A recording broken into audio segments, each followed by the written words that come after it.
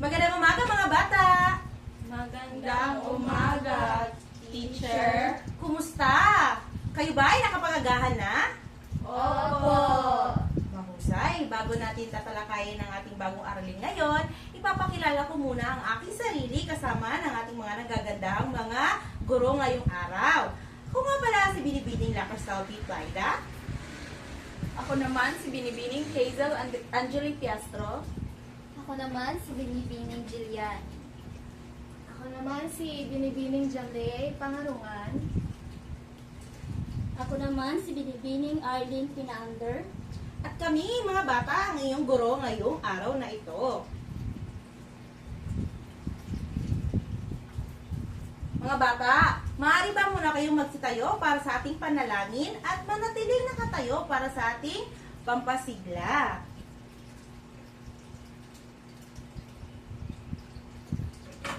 Para sa mga Katoliko, please sign of the cross. Please bow your heads and let us pray. Dear Jesus, you've shown me how to spend this day sharing your love in every way. Help me to be kind to everyone, to play and love, and have lots of fun, shining your light and giving your grace, sharing your joy with a smile on my face. Angel of God, my guardian dear, to whom God's love commits me here. Every this day, be at my side, to light and guard, to rule and guide. Amen. Amen. Father, the Son, the Holy Spirit. Amen. Okay, manatiling nakatayo mga bata. Lahat ay gusto kong sumayaw, ha?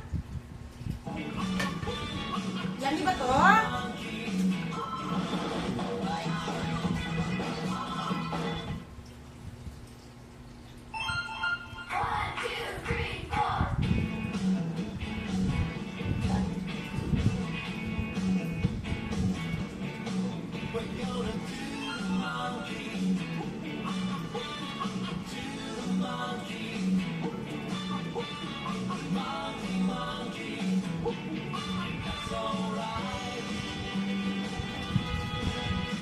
Alright, mahusay mga bata. Bago kayo magsiupo, maaari bang ayusin ninyong mga upuan at pulutin ang mga kalat. At ilagay lang muna sa inyong bag ang mga kalat mga bata. Okay? Sige, bago natin ang ating aralin ngayon, ano nga muna ang aralin natin noong nakaraang linggo?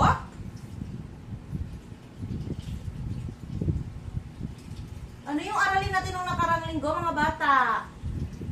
Tungkol sa alamat.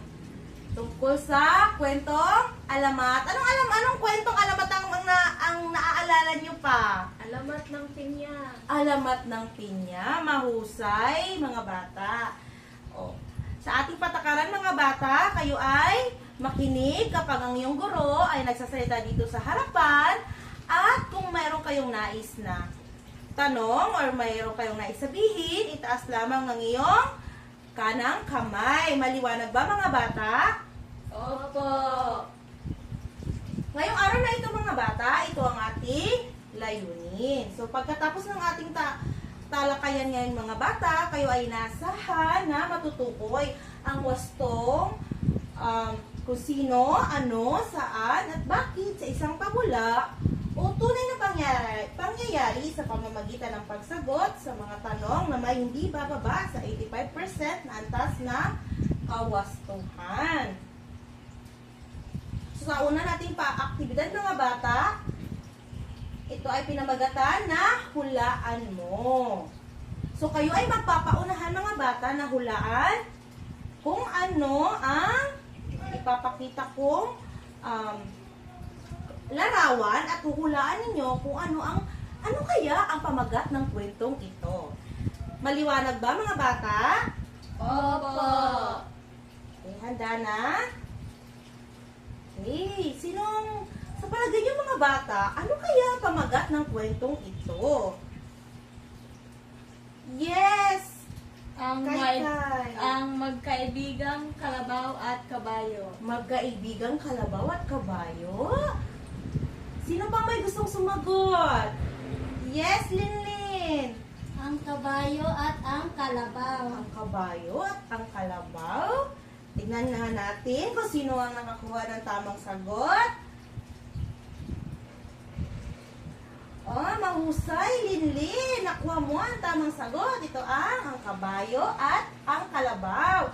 Mga bata, bigyan naman natin ng magaling, mahusay, magaling, clap, si Kaykay at si Linlin. Uulitin ko, magaling, mahusay, magaling, thumbs up. Ready na mga bata? Opo.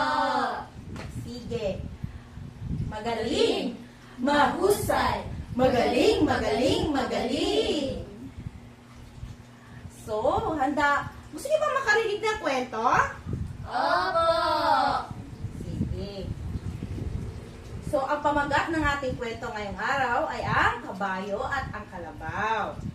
Kailangan niyong makinig mabuti dahil mamaya mayroon tayong mga katanungan na kailangan niyong sagutan. Sit properly. Ready na? Aha. Isang magsasaka ang nais manirahan sa ibang bayan. Kaya isang araw ay inipon niya ang kanyang mga gamit at inilulan sa kanyang alagang kabayo at kalabaw. Maaga pa ay sinimulan na nila ang mahabang paglalakbay. Makaraan ng ilang oras ay nakaramdam ng matinding pagod at panghihina ang kalabaw dahil sa bigat ng kanyang pasang gamit. Kaibigang kabayo, di hamak na mas mabigat ang pasan kong gamit kaysa sa'yo. Maaari bang tulungan mo ako at pasanin mo yung iba? Pakiusap ng kalabaw.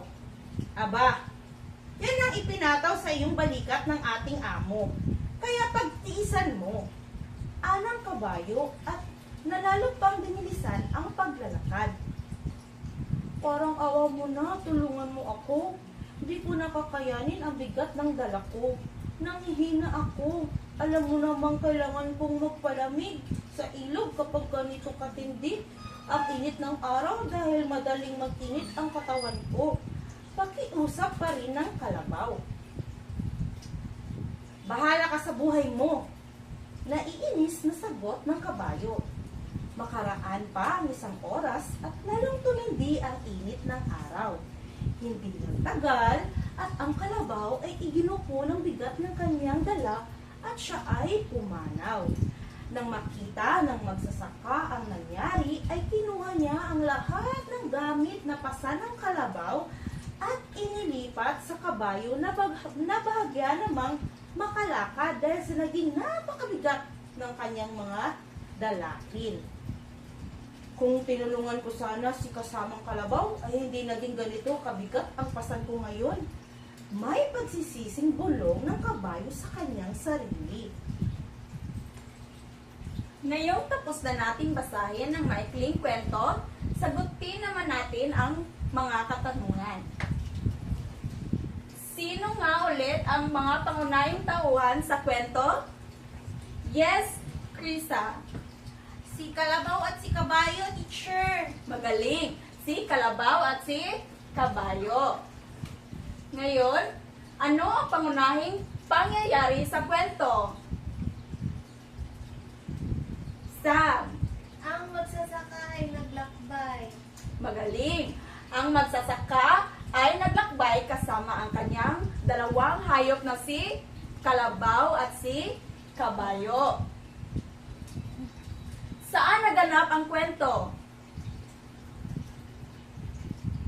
Sa bayan, teacher. Magaling! Sa bayan. Sila ay naglakbay. Bakit ganoon ang naging kilos o desisyon ng pangunahing tauhan? Naging makasarili si kabayo, teacher. Hindi niya tinutulungan si kalabaw. Magaling! Dahil sa kanyang pagiging makasarili, hindi tinulungan ni Kabayo si Kalabaw, kaya si Kalabaw ay pumanaw. Ngayon, ano sa tingin ninyo ang aral na nais iparating ng kwento? Chat. Yes, chat. Dapat maging mabuti at matulungin. magaling. Dapat tayo ay maging mabuti at matulungin kung ayaw nating mangyari ang nangyari kay Kalabaw. Dapat hindi tayo maging makasarili.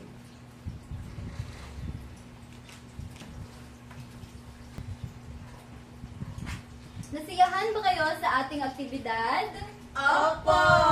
Magaling! Ngayon, ang ating aralin ay tungkol sa... Pabula! Ngayon, ano ang napansin nyo sa ating background? May mga hayop, teacher. Bakit nga ba? Meron ba kayong idea kung ano ang pabula? Kwento, teacher. Kwento. Ano pa? Kwento tungkol sa hayop. Tama! Ang pabula ay tungkol sa maikling kwento na ang pangunahing tauhan ay mga hayop o mga bagay na nakakapagsalita at kumikilos tulad ng mga tao. At ang pabula naman ay may layunin na magturo ng aral o magbigay ng mahalagang mensahe. At dahil alam na natin ang ibig sabihin ng pabula, alamin naman natin ang elemento ng mga pabula. At ang elemento ng pabula ay may 4 na pangunahin. Ito ay ang tauhan, tagpuan, banghay, at aral o ang moral. Una ay ang tauhan. Ito ay mga karaniwang hayop, halaman o mga bagay na may katangiang parang tao. Sila ang gumaganap sa kwento. Maaari niyo ba akong bigyan ng mga halimbawa ng mga hayop na maaaring gumanap sa isang kwento? Ang matsing, teacher. Tama! Ano pa? Ano pang ibang Koneho, nalilipan dito? teacher. Mga baboy, teacher. Magaling! Tama kayo. Ito sila ang mga maaaring gumanap sa isang pabula. Sunod naman ay ang tagpuan. Ito ay tumutukoy sa oras, panahon, at lugar kung saan ginaganap ang kwento. Katulad nito, anong nakikita niyo dito? Anong lugar ito? Bundok, teacher. Bundok. Tama, maaaring ito ay bundok o isang kagubatan. Ang pangatlo naman ay ang banghay. Ito ay ang pagkasunod-sunod ng pangyayari sa isang kwento. At sa banghay, meron tayong simula, gitna, at wakas. Sa simula, dito natin nakikilala kung sino ang mga tauhan at saan ginaganap ang kwento. Sa gitna naman, dito natin nalalaman ang suliranin o ang tunggalian ng kwento. Sa wakas naman, dito ang resolusyon ng isang kwento o dito natin malalaman ang aral o ang moral. At ang panghuli naman, ang aral o ang moral. Ito ay ang mga mahalagang mensahe o aral na nais natin ibatid ng kwento sa mambabasa. Ang halimbawa ng mga moral ay ang dito sa kwentong Ang Leon at ang Daga. Maaari niyo bang basahin? Matutong magpasalamat at huwag maliitin ang iba. Dahil baka sila ay makatulong sa iyo balang araw. At isa pang halimbawa ay tungkol sa ang langgam at ang tipaklong. At ang mensahe naman dito ay ang taong masipag at handa ay hindi magugutom kapag dumating ang taghirap. At laging tandaan ang mga katangian ng pabula. Ang pabula ay may mga hayop o bagay ang mga pangunahing tauhan.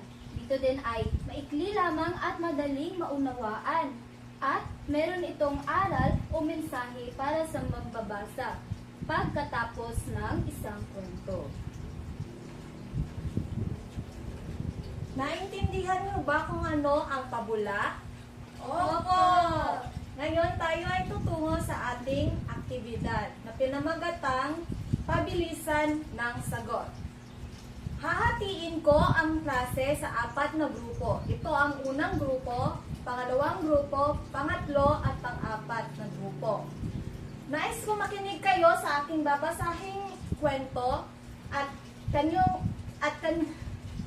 inyong pag-usapan sa loob ng grupo ang sagot sa mga sumusunod na tanong. Tulad ng sino ang pangunahing tauhan, ano ang nangyari sa kwento, saan naganap ang kwento, at bakit ito nangyari. Isusulat ninyo ang tamang sagot sa isang papel at ang unang makakasagot sa tanong ay siyang makakukuha ng puntos. So, narito ang ating kwento. Si Kalabaw at si Taga. So, mainit ang sikat ng araw. Hinihingal si Kalabaw galing sa pag-aararo. Nagtungo siya sa lublubang putik at nagbabad siya doon hanggang makatulog. Tuwang-tuwa naman ang mga lamok na nagdadapuan kay Kalabaw. Nagpakabusog sila at hinampas ni Kalabaw ng kanyang buntot ang mga lamok, subalit nilipat lamang ang mga lamok ng pwesto. Nakita ni Tagak si Kalabaw. "Kawawa ka naman, gusto mo tulungan kita?" "Salamat," sabi ni Kalabaw. Tinuka ni Tagak ang mga lamok hanggang sa naubos ito. Mula noon, naging magkaibigan na sila.